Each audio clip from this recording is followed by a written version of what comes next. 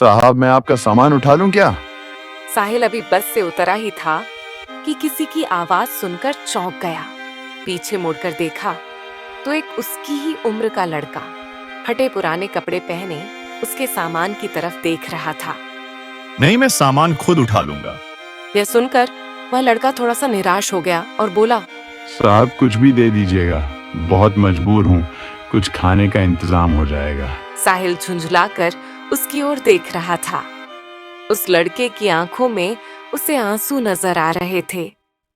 फिर उसने गौर से उसे देखा तो समझ में आया यह तो उसके बचपन का दोस्त राहुल है।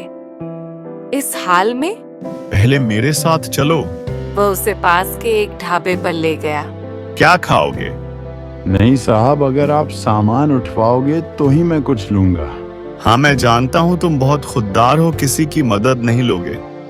सामान बाद में उठा लेना, पहले कुछ खा लो। बैठो, मैं अभी आया। लड़का डरते डरते सामने पड़ी मेज कुर्सी पर बैठ गया। साहिल कुछ देर में आकर उसके सामने वाली कुर्सी पर बैठ जाता है। तुम इस हाल में कैसे? मेरा मतलब है कुछ अपने बारे में बताओ।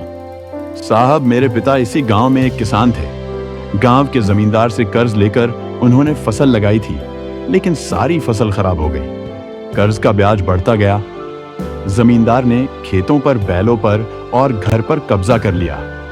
पिताजी ये सब बर्दाश्त न कर सके और फांसी लगा ली। मैं तब छोटा था। कुछ दिन बाद माँ भी चल बसी।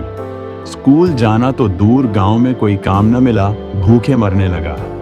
तब से जो भी काम मिलता है वह कर लेता हूँ। दोपहर को बस के आने पर कोई सवारी सामान उठवा लेती है तो खाने का जुगाड़ हो जाता है। तभी खाना आ गया। खाना देखकर राहुल बोला, साहब, ये तो बहुत महंगा होगा, मेरी मजदूरी तो बस 10 रुपए बनती है। ये सब मैं कैसे चुका पाऊंगा? अभी मैं आया हूँ, वापस भी जाऊंगा, तब मेरी सामान उठा लेना। साहिल उसे जानबूझकर अपनी पहचान नहीं बता रहा था। उसे पता था अगर उसने ऐसा किया तो राहुल उससे मदद नहीं लेगा। राहुल बहुत भूखा था। वह जल्दी जल्दी खाना खाने लगा। इधर साहिल कुछ देर के लिए पुराने दिनों में खो गया। उस समय दोनों एक ही स्कूल में पढ़ते थे। दोनों साथ खेलते थे। राहुल पढ़ने में बहुत तेज था। उसमें और साहिल में हमेशा फर्स्ट आने की होड़ लगी रहती थी। साहिल के पिता उसी स्कूल में अध्यापक थे। साहिल के पिता का ट्रांसफर हो गया तो साहिल स्कूल छोड़कर शहर चला गया। आज वह कॉलेज में पढ़ता है। छुट्टियों में गांव के पुराने दोस्तों से मिलने चला आया।